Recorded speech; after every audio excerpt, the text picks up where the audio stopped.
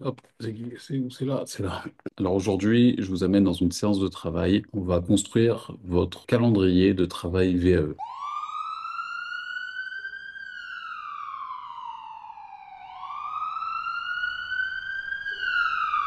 Bonjour tout le monde. Aujourd'hui, je m'adresse plus particulièrement à ceux qui ont décidé de déposer leur livret 2 au mois de janvier 2025. Donc, en gros, dans 2 mois. Bon, pour tous ceux qui n'ont pas l'impression d'avancer et qui commencent à stresser parce qu'ils savent qu'il ne leur reste plus que 2 mois. Pour tous ceux qui ont déjà commencé, parfois depuis longtemps, et qui ne savent plus comment s'y prendre, par où commencer, par rapport à là où est-ce qu'ils en sont. Le but, clairement, c'est d'être diplômé au courant avril-mai 2025. Donc, c'est tout à fait possible et c'est pour ça que je vous propose cette vidéo qui est un peu plus longue parce que je vais travailler devant vous et je vais construire un outil qui peut vous servir. Cet outil, je vais le construire ici, là, dans cette vidéo devant vous. C'est fait exprès, c'est fait pour aussi que je puisse verbaliser, expliquer ce que je fais, pourquoi, et les conseils au fur et à mesure que je vais vous donner pour que vous puissiez terminer votre livret 2, que votre livret 2 soit bon, il soit cadré dans les sujets demandés et que vous puissiez être un peu plus serein au moment du dépôt. Encore une fois, moi je vous le redis, je l'ai dit dans de nombreuses vidéos et vous pouvez aller voir tous les témoignages des gens qui ont obtenu leur diplôme du premier coup, qui ont témoigné de ça parce que souvent j'ai dû leur conseiller, ils hésitaient, je leur ai conseillé de déposer le plus tôt possible et ça s'est soldé par un succès. Vous avez intérêt à déposer votre livret 2, même si c'est pas tout à fait parfait, parce qu'en général, vos compétences, de toute manière, vous les confirmez à l'oral. Donc, c'est pas parce que vous allez attendre 6 mois de plus que le résultat final va beaucoup changer. Donc, en gros, si vous avez vraiment une chance de valider, eh bien, en fait, vous l'aurez tout autant si vous le déposez là au mois de janvier, même si votre livret 2, vous le faites un peu dans la précipitation, un peu rapidement, que vous auriez voulu faire autre chose et mieux, évidemment, que soit vous avez les compétences, soit vous ne les avez pas. Et c'est pas 6 mois ou un an qui vont changer grand-chose. Surtout quand il s'agit de personnes qui sont en situation de travail. Et donc, en fait, l'apprentissage, on va dire, ou les compétences acquises, elles ne s'acquièrent pas très rapidement. Donc, c'est plutôt lent. C'est pour ça, d'ailleurs, que la VE est faite. C'est pour que tous ceux qui ont de l'expérience et qui ont comme ça plusieurs années d'expérience puissent faire reconnaître les compétences qu'ils ont réussi à acquérir. Donc voilà, aujourd'hui, je vous propose un petit format tranquillou où vraiment on va se poser et je vais construire cet outil avec vous. Alors cet outil que je vous propose, c'est tout simplement un calendrier pour les 8 semaines à venir. C'est-à-dire quand on se donne 2 mois pour terminer son livret 2. Alors, on va se mettre au boulot. Donc, dans un premier temps, évidemment, il faut chercher l'efficacité. C'est-à-dire qu'à partir du moment où on n'a plus que 2 mois, mine de rien, j'ai accompagné des personnes qui l'ont fait en beaucoup moins de temps que ça. Mais si jamais vous démarrez, ou en tout cas si vous voyez cette vidéo et ça vous donne envie de déposer et de tenter de décrocher votre diplôme au début de l'année 2025, eh ben, c'est vraiment possible. En fait, c'est possible à partir du moment où vous avez vraiment de l'expérience dans votre domaine. Donc moi, je m'adresse aux moniteurs éducateurs et aux éducateurs spécialisés. Si vous avez de l'expérience, en général, vous n'êtes pas toujours conscient, mais vous avez les compétences. Et la seule difficulté que vous avez en réalité, c'est plutôt celle d'organiser votre travail, d'organiser vos idées. C'est-à-dire, en gros, comment je passe à l'écriture et par quoi je commence. Donc, c'est vraiment à ça que je vous aide, en fait. Donc là, ici, l'idée, c'est de construire un espèce de calendrier sur 8 semaines dans lequel on va se mettre des temps de travail qui sont repérés. Donc, à vous après de les placer dans votre semaine au moment où vous pouvez. Moi, je vais indiquer un petit peu le temps qu'il va vous falloir en général. Donc, il faut bien comprendre que chacun est différent par rapport à l'écriture. Donc, c'est toujours à titre indicatif, mais comme ça vous permet de vous projeter et d'organiser vos semaines. Donc, je pars sur un document tout simple. Le but du document, c'est que vous puissiez, vous, l'utiliser après et que vous puissiez vous en servir comme d'un support, une manière d'avoir une lisibilité, une visibilité sur les 2 mois qui vont vous séparer du dépôt. Parce qu'en général, vous devez déposer autour du 7 ou du 15 janvier. Donc là, on est le 8 novembre, au moment où je me mets à travailler, à faire ça pour vous. Donc vous voyez, on va être pile sur 2 mois. C'est le timing qui va être intense, qui est nécessaire, mais qui est encore confortable. C'est-à-dire que c'est beaucoup plus confortable que de le faire en un seul mois, où là, on approche, je pense que où il y a des conséquences après. C'est-à-dire qu'après, vous en pouvez plus. Enfin, c'est quelque chose de pas vraiment humain, surtout si vous travaillez.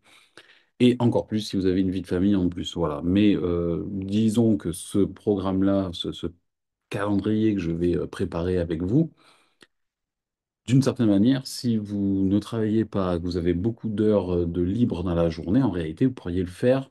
En fait, il suffit de doubler, de, de, de cumuler 2 semaines ensemble, et ça peut le faire aussi. Donc, mais franchement, autant faire les choses déjà le plus confortablement possible. Pourquoi se stresser? Voilà, déjà, quand on n'a que 2 mois, c'est déjà relativement court. Mais la VAE, donc juste la petite chose que je voulais préciser, pour tous les détracteurs, pour tous les commentaires que j'ai pu voir déjà sur les réseaux, la VAE, c'est pas une formation. Donc en réalité, c'est juste une démarche qui est là pour faire valider vos compétences. C'est pour ça que quand on dit oh, il faut 6 mois pour faire une VAE, non, il n'y a pas de temps en réalité. Il y a des personnes qui mettent une année. Il y a des personnes qui mettent même plus. Il y a des personnes qui mettent 6 mois et d'autres, ils le font largement en 2 mois. C'est vraiment commun. Et c'est même, je dirais, peut-être même la moitié des personnes qui font en 3 ou 4 mois. Donc, vous voyez, c'est vraiment, on se situe autour de 3 mois. Ça, c'est la moitié des personnes. Donc, ça n'a rien à voir avec l'apprentissage. Voilà. Donc, c'est pour ça, ceux qui pensent qu'il faut plus de temps absolument pour faire une VAE, ils confondent formation et VAE, ce qui n'a absolument rien à voir. Donc ça, c'est fait pour vous conforter dans l'idée de vous lancer et d'aller mettre en valeur vos compétences. Puisque si vous êtes certain d'avoir les compétences d'un EduxP ou d'un moniteur éducateur, eh bien justement, on va les mettre en valeur à l'écrit et c'est ça le but. Donc, il y a des temps, il y a différents temps de travail dans une VAE, mais c'est ça qu'on va organiser ensemble.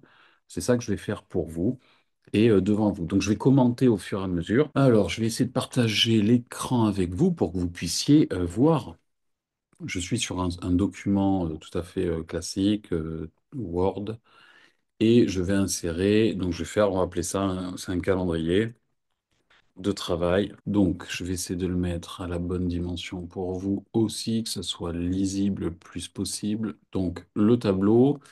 Il est de 8 semaines et donc il y aura plusieurs temps. Je vais commencer par ça.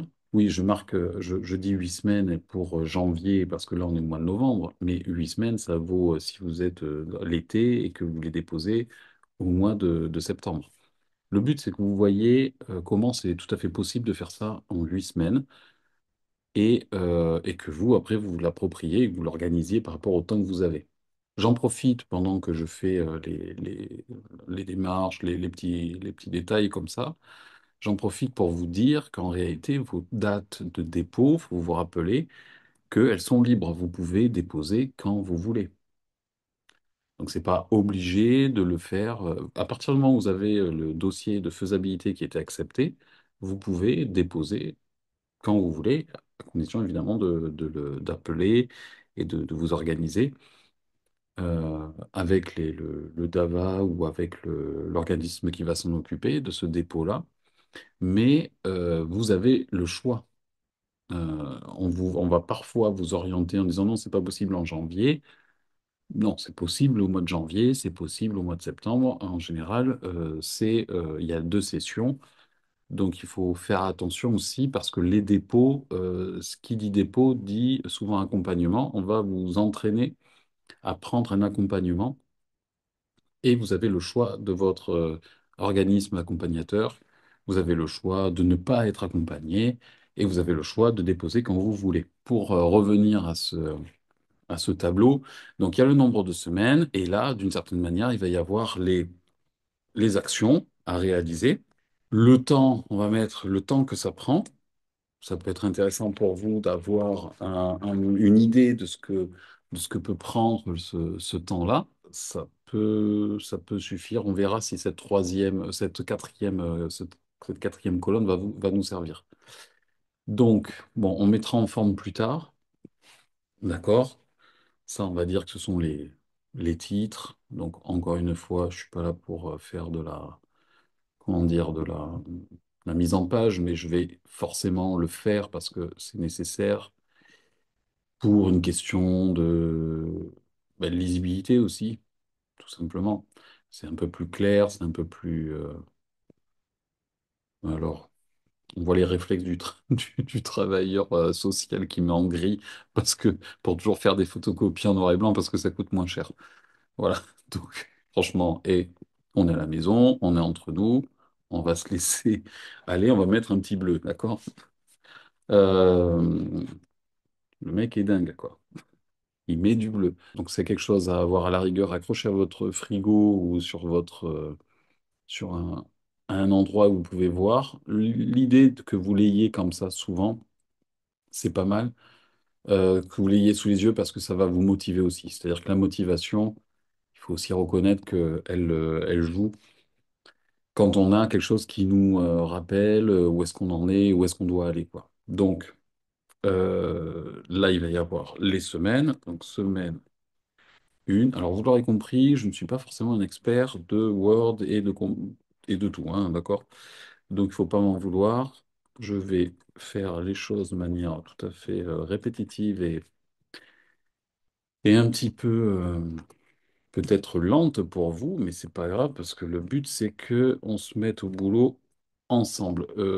Perso, moi j'aime bien bosser la VAE, enfin faire des choses en même temps que d'autres personnes bossent. C'est-à-dire quand je suis dans une ambiance de travail, ça m'aide.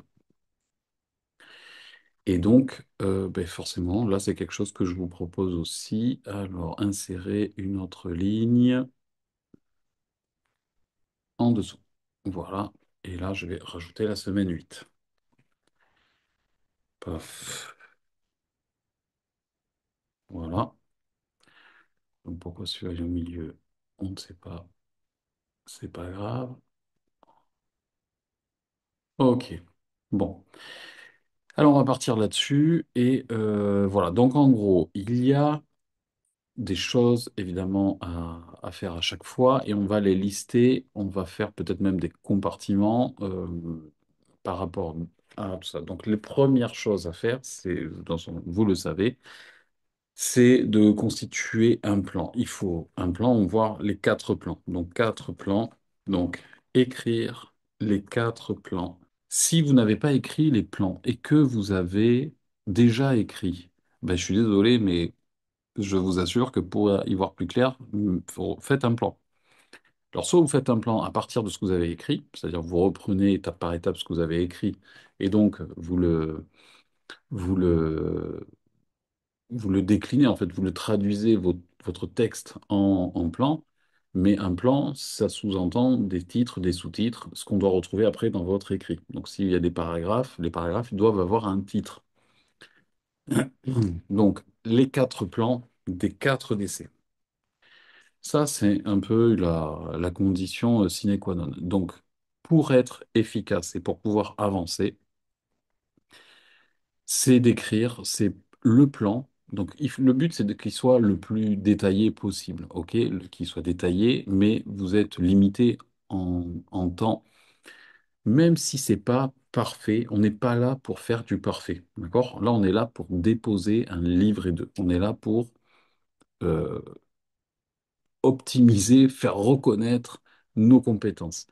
Donc, l'objectif, ayant en tête que l'objectif, c'est de faire un livret le meilleur qu'on puisse faire dans le temps imparti, dans les conditions que vous avez, pour après aller à l'oral, avoir le temps de se préparer pour aller à l'oral, et à l'oral, valider les quatre domaines de compétences ou le plus possible. Voilà, c'est ça notre objectif. Donc, comme c'est tout à fait réalisable, eh bien, c'est ce qu'on va faire ici. On va se limiter, et c'est important que vous vous limitiez quand vous faites une tâche. Si par exemple, je vous dis, parce que là, ça va être le cas, je vais vous dire quelque chose comme 2 ou 3 heures par plan. Vous avez 4 plans. Et s'il faut passer 2 heures par plan, ça veut dire il faut prendre 8 heures dans la semaine pour, pour réaliser ces plans. Il ne s'agit pas de passer 4 heures sur le DC1. Si c'est 2 heures, c'est 2 heures. Vous faites au mieux et c'est pour ça que dans toutes les phases de travail, ce que je vais vous conseiller de faire, c'est de travailler dans la globalité. C'est-à-dire que, comment vous expliquer ça, parce que je ne trouve pas mes mots. C'est tout simplement le fait de dire le but, c'est de bien faire, de faire l'ensemble, de privilégier l'ensemble d'abord et après de peaufiner les détails à l'intérieur. Si vous faites du parfait, du très détaillé au début, mais que vous n'arrivez pas à la fin, en fait, vous avez quelque chose d'incomplet. Et ça, c'est pire que de faire quelque chose une esquisse de l'ensemble. Il vaut mieux l'esquisse de tout plutôt que deux, trois détails, effectivement, plutôt bien détaillés, bien complets, mais tout le reste absent. Ça, c'est pire. Et souvent, on n'a pas on a plus la capacité, en général, à vouloir faire bien et rester des heures sur un petit détail. Et à la fin du compte, on s'aperçoit qu'on a passé beaucoup de temps et on n'a pas terminé en plus. Donc, plutôt vous terminez, plutôt vous pourrez revenir sur les détails. Et ça, vous verrez que dans les phases de travail, c'est ce que je vous suggère de faire. C'est ce qui est le plus efficace en réalité, parce que vous êtes efficace en termes de temps, en termes de satisfaction et en termes de résultats. Donc, les quatre plans, je dirais qu'il faut 2 heures par domaine de compétences, soit 8 heures pour les 4 DC. Quand je parle de plan, je parle de titres, sous-titres. Idéalement, si vous arrivez à détailler à l'intérieur, mais souvent, ce sont vos idées, vos situations, donc vous les connaissez. Une fois qu'on a fait ça, c'est quand même 8 heures, c'est quand même pas mal pour quelqu'un qui travaille. Ça fait une journée de plus de travail dans la semaine. Mais vous pouvez vous accorder 1 heure par jour pour faire un peu de travail sur la VAE, et puis peut-être le week-end, se dire qu'on va passer 4 heures d'affilée, une après-midi ou une soirée. Bref, 8 heures par semaine, c'est un minimum. Voilà. Semaine 2. Donc une fois les plans, la première semaine, ça c'est fait, vous savez où est-ce que vous allez. Vous savez quoi écrire. Vous savez quoi chercher parce que tout est écrit dans le plan. Donc, dans la semaine 2, c'est une phase d'écriture qui va commencer, et donc, entre guillemets, de production. Alors là, c'est important aussi de comprendre ce que j'entends, et dans les petits détails de la vidéo, je vais vous dire ce que j'entends par production. C'est un moment où, en fait, on va être un peu se transformer en machine, c'est-à-dire que le but, c'est de produire un certain nombre de lignes. Alors après, ça dépend, hein, ça peut être 20 lignes, ça peut être 30 lignes, sur le sujet que vous avez décidé de traiter dans le titre ou le sous-titre. Voilà. Mais c'est pas une phase où on va affiner la façon de parler, l'écriture, la façon d'écrire les phrases, la syntaxe, l'orthographe. Ici, c'est un peu un travail de bourrinage où on va écrire, écrire, écrire, écrire. Et on va essayer de le faire de la manière la plus concentrée possible, hein, de se concentrer sur le sujet.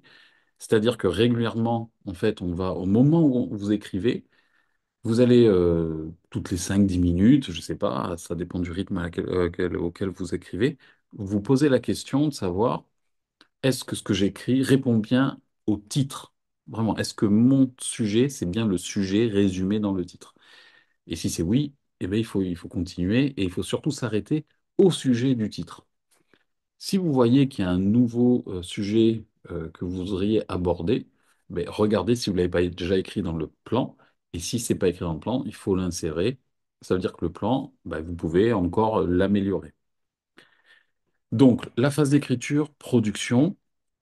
Et donc là, c'est des phases d'écriture qu'il va falloir, comment dire, gérer à votre manière, parce que là encore, comme je l'ai déjà dit dans plusieurs vidéos, vous pouvez écrire de manière, comment dire, vous pouvez écrire soit par des petites sessions d'une demi-heure, soit vous calez 3 heures à écrire.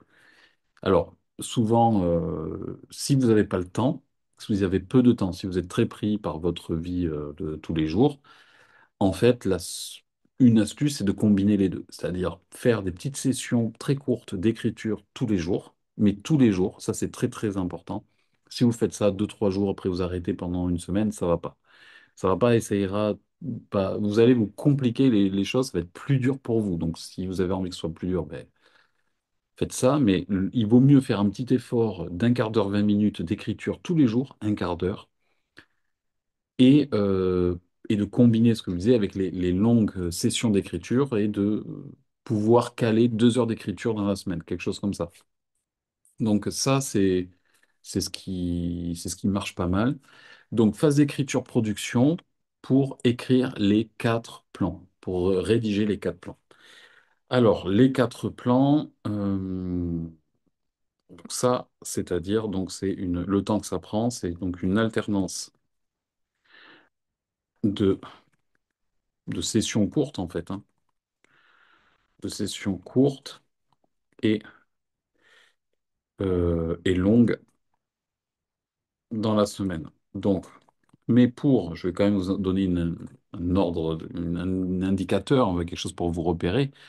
Le domaine, alors là, c'est pour ça que je vais être obligé de détailler ça, mais le DC1, alors là, je m'adresse plus particulièrement aux ES.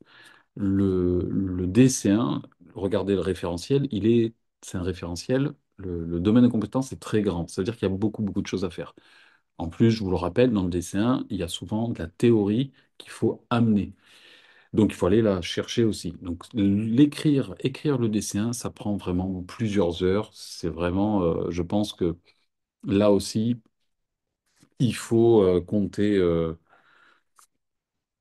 Ça dépend de votre manière d'écrire, encore une fois, mais là, vous pouvez, encore une fois, faire ça pour être efficace. Je pense que vous pouvez l'écrire en 6 heures.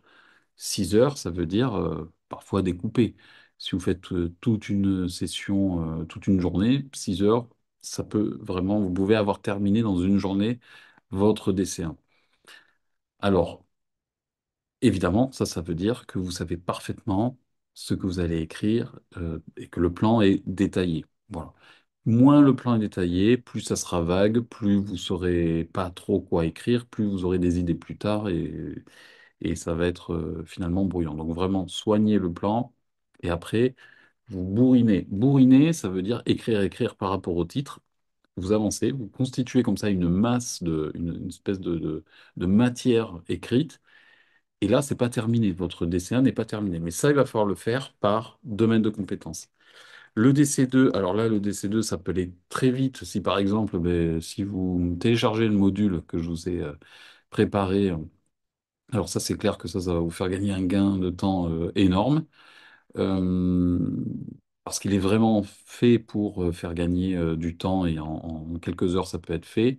En gros, le DC2 avec l'aide, avec le module, vous pouvez le plier en 2 heures. Si jamais vous ne l'avez pas fait, euh, que vous ne voulez pas le télécharger ou que vous ne l'avez pas, eh bien, je pense que le DC2, vous pouvez le faire en 4 heures de travail.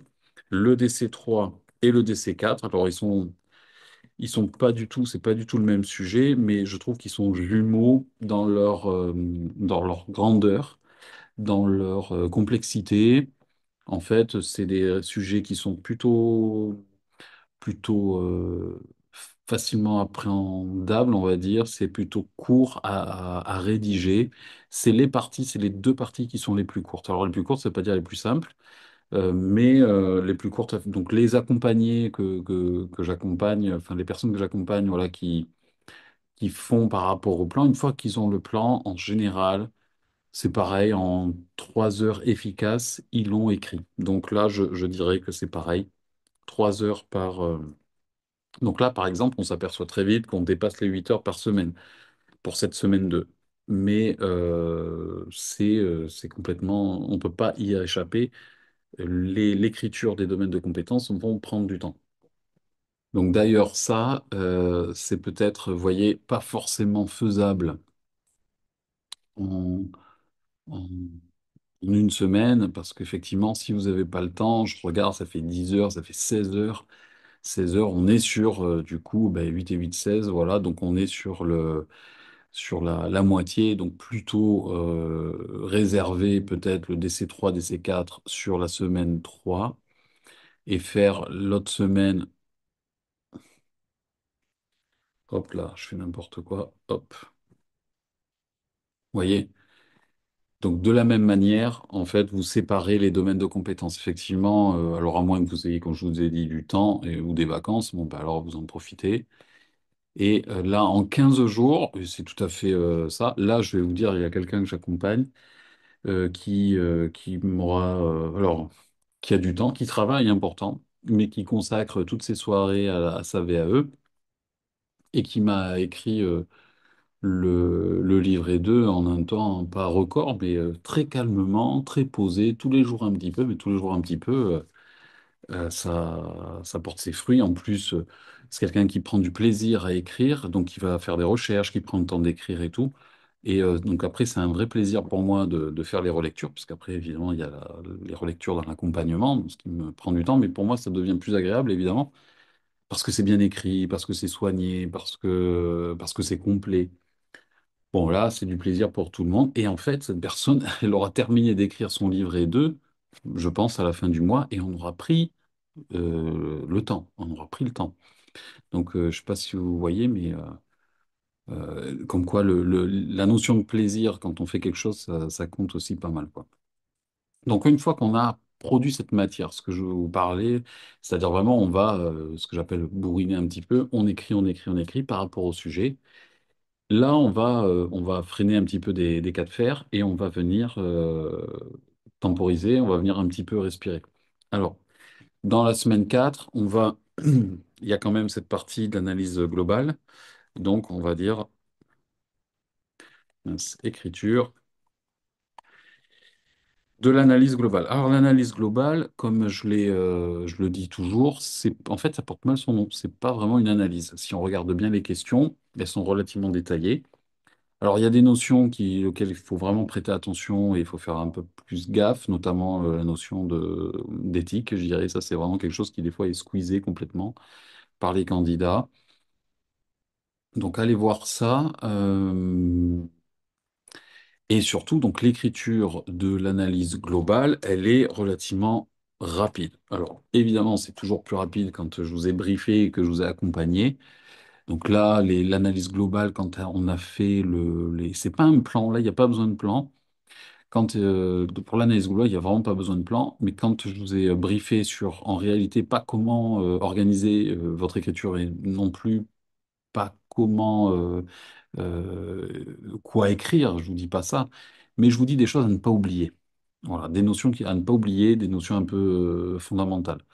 Et ça, quand je le fais, évidemment, ça réduit considérablement le temps d'écriture. En général, en 2 heures, c'est plié. Donc là, pour quelqu'un qui n'a pas été forcément préparé ou quoi, je pense qu'en 3, 4 heures, allez, 4 heures max, ça peut être écrit, l'analyse globale. Donc 4 heures pour l'analyse globale. Donc là, on est en semaine 4. En semaine 4, on va pas s'arrêter là, justement, on va commencer à constituer la relecture, quoi. Alors là, je vais faire, regardez-moi ça, je sais pas, vous avez peut-être que certains vont me dire, mais il y a une autre façon de faire et tout ça. Peut-être, j'en suis sûr. Moi, je fais comme ça. Voilà. Hop. Tchouk, tchouk, tchouk.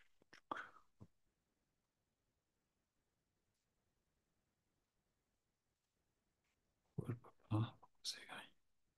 Ça y est, c'est bon. Voilà. Donc j'ai fusionné ça et là on va séparer puisqu'il y a vraiment une autre chose, une autre tâche à réaliser. Tac, je fais ça pour que ce soit beau, un peu plus beau. Voilà. Ok, donc l'autre chose, c'est une partie de relecture. Donc relecture que vous allez faire vous-même, évidemment, euh, des domaines de compétences. Alors, En fait, il n'y a que vraiment les domaines de compétences, à mon avis, qui méritent d'être lus parce que l'analyse globale, comme c'est des textes qui sont très courts en général, puisqu'il y a 6 questions de mémoire, vous, en même temps que vous les écrivez, ce travail de relecture, vous le faites en fait pendant, parce que quand vous écrivez une page, bon, il suffit de relire la page et vous voyez si ça roule. Donc là, la relecture des domaines de compétences, on a pris un petit moment de respiration en écrivant autre chose. Là, on revient sur nos domaines de compétences, mais avec un regard critique. Alors là, c'est une relecture pareil qui va prendre un peu de temps aussi, euh, parce qu'elle n'est pas du tout linéaire. On ne va pas relire ça comme si c'était un roman, en commençant en haut à gauche et en terminant en bas à droite. On va lire plusieurs fois dans sa globalité, même parfois en diagonale, parce qu'une fois qu'on a repéré ce paragraphe, ce qu'il disait, on va voir s'il est en cohérence avec l'autre paragraphe. Donc au bout d'un moment, on identifie les paragraphes et les sujets qui sont abordés au fur et à mesure. Donc vous connaissez votre écrit, et c'est pour ça d'ailleurs que pour moi, les relectures sont longues, parce que j'ai besoin d'abord de lire de manière linéaire et de revenir pour après identifier les blocs, les sujets et de voir comment ils s'agencent. Donc en fait, c'est en permanence une lecture où je fais des va-et-vient dans le texte. C'est pour ça que ça prend 3-4 heures de lire largement un livret de quoi. Donc la relecture des domaines de compétences, le but, et c'est très très important, c'est de comprendre, et c'est tout à fait normal, les premiers jets, en général, ne peuvent pas aller parfaitement bien. Il y a des choses à rectifier, c'est normal. Là, l'idée, c'est de relire domaine par domaine et de voir si on est en cohérence avec le référentiel. C'est pour ça que le référentiel, il vous a servi à construire les plans, évidemment, hein, n'est-ce pas? Et une fois que vous avez fini votre phase d'écriture, quelque temps après, vous le reprenez, la semaine d'après, donc du coup, là, en semaine 4, vous le reprenez, et à ce moment-là, vous commencez à relire et à venir voir l'agencement. Ça, mine de rien, ça prend beaucoup de temps. Par domaine de compétences, je pense, on est sur du 2 heures, quoi. Surtout, enfin, pour vous qui n'avez pas trop l'habitude, parce que moi, je vois, j'y passe du temps, je relis plusieurs fois, j'essaie d'évaluer, alors que moi, j'ai vraiment l'habitude. Donc, je pense que vous pouvez partir par domaine comptant, il faut compter 2 heures. Donc, ce qui fait en tout, bah, du coup, 4 domaines de compétences, ça fait toujours pareil, ça fait 8 heures. Donc là aussi, on est sur une grosse semaine, puisqu'on est sur du 12 heures de travail. Donc à vous de voir si soit vous le consacrez à, à une autre semaine, parce que ça fait beaucoup. En plus, je trouve que ça fait court. Sincèrement, ça fait un peu court. Donc peut-être comment dire, finalement, ce que j'ai fait ne sert à rien. Et peut-être le mettre ici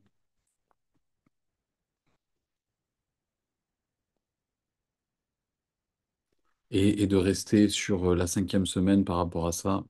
Ça sera peut-être ce qui est le plus raisonnable. Ça vous fera une semaine 4 peut-être plus légère.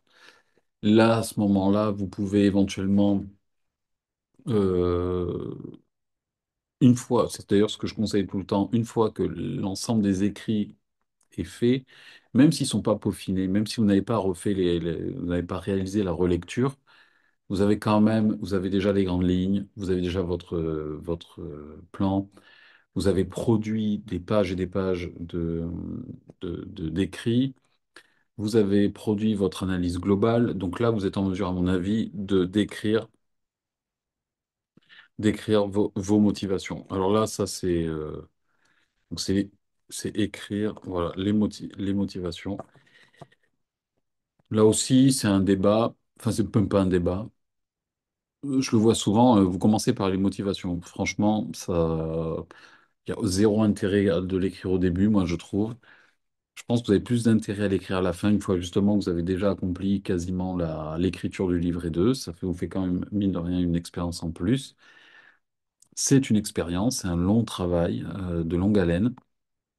Mais là, Vraiment, je suis sur un calendrier pour être efficace, pour pouvoir déposer. Donc, l'écriture des motivations, j'ai toujours conseillé de le faire plutôt à la fin. Ça vous donne un peu plus d'épaisseur, vous avez vécu quelque chose de plus.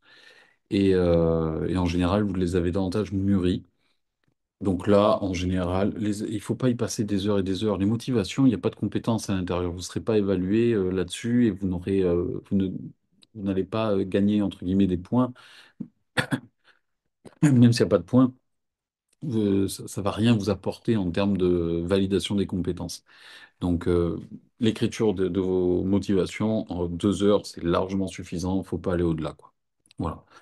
Donc, votre livret de, il est en partie fait. Il manque évidemment toute la partie administrative, qui est la partie la plus relou. Mais ça va vous permettre de souffler. La partie administrative, là encore, zéro compétence à l'intérieur. Votre parcours, si vous faites des actions de bénévolat, tous vos diplômes, vos formations, tout ça, c'est zéro compétence. Il faut les mettre, évidemment, mais ça ne nous apportera rien. Présenter la structure, ça ne vous apportera rien. Présenter votre public, ça ne vous apportera rien. Il faut bien le savoir. C'est pour donner des éléments aux membres de jury de votre contexte de travail. On a besoin de savoir où est-ce que vous travaillez. Et en gros, comment ça se passe un minimum au niveau de l'institution. Donc ça, là, je dirais que dans la 6e semaine, c'est l'écriture de la partie administrative. Et ça, mine de rien, ça prend du temps un petit peu. Alors, soit vous arrivez à le faire de manière très courte, de temps en temps, si vous pouvez. Ça, c'est à la rigueur, ça peut être fait. Souvent, vous l'avez fait, vous avez commencé par ça, et déjà, ben, en général, après, vous arrivez au niveau des situations où vous êtes, ah, ben, je sais plus quoi faire. Donc ça, si c'est écrit pour vous, ben, d'une certaine manière, tant mieux, ça va vous faire gagner du temps, ça va vous permettre de respirer et peut-être d'allonger votre temps de travail sur les autres phases. Mais moi, je vous parle de la globalité du livret 2. Donc la partie administrative, mine de rien, il faut aller chercher les éléments, il faut aller les informations. Donc en général, on va aussi s'intéresser au projet de service, au projet d'établissement, au projet institutionnel, voilà. Et donc du coup, après, vous allez évidemment les mettre en forme pour les insérer dans votre livret 2. Donc ça prend en général, mine de rien, pas mal de temps. Il faut compter 4 à 5 heures, enfin 5 heures, je dirais, allez, on va dire 6 heures pour réaliser ça. Ça prend du temps et c'est, de mon point de vue et de ce que je vois aussi, de ce que me confirment les personnes que j'accompagne, c'est que c'est un peu le côté barbant, quoi. Voilà. 7e semaine. Donc, une fois qu'on a ça, hop, donc il va nous manquer la phase de recherche et des annexes. Donc ça, on va interroger les annexes, savoir qu'est-ce qu'on prend. Donc là, c'est important, on a besoin de ces éléments de preuve. Donc les annexes, c'est-à-dire c'est une recherche en réalité, hein. Recherche des annexes. Voilà, alors ça aussi, ça prend un peu de temps. Alors ça dépend de, toujours pareil, si vous avez pensé avec à la VAE au cours des derniers mois et que vous avez commencé à accumuler, ben en fait, ça va être beaucoup plus rapide pour vous. Mais mine de rien, faire ce choix-là, souvent, moi, avec les accompagnés, ça peut être l'objet d'une séance entière. Donc, il va bien falloir le faire, hein. Donc, c'est la recherche plus le choix, il faut compter, je pense, 4 heures. Voilà, parce que moi, je parle de 2 heures quand on va lire les annexes, on va les interroger, on va les anonymiser, c'est-à-dire qu'après, il faut enlever les noms partout, etc. Parfois, ça peut être long. Donc, recherche plus interrogation des annexes plus anonymisé, c'est-à-dire blanc-côté éventuellement, oui, 4 heures, finalement, c'est pas si long que ça. Bon, vous voyez, c'est 4 à six heures, quoi, en fonction de ce que vous avez à faire. Voilà.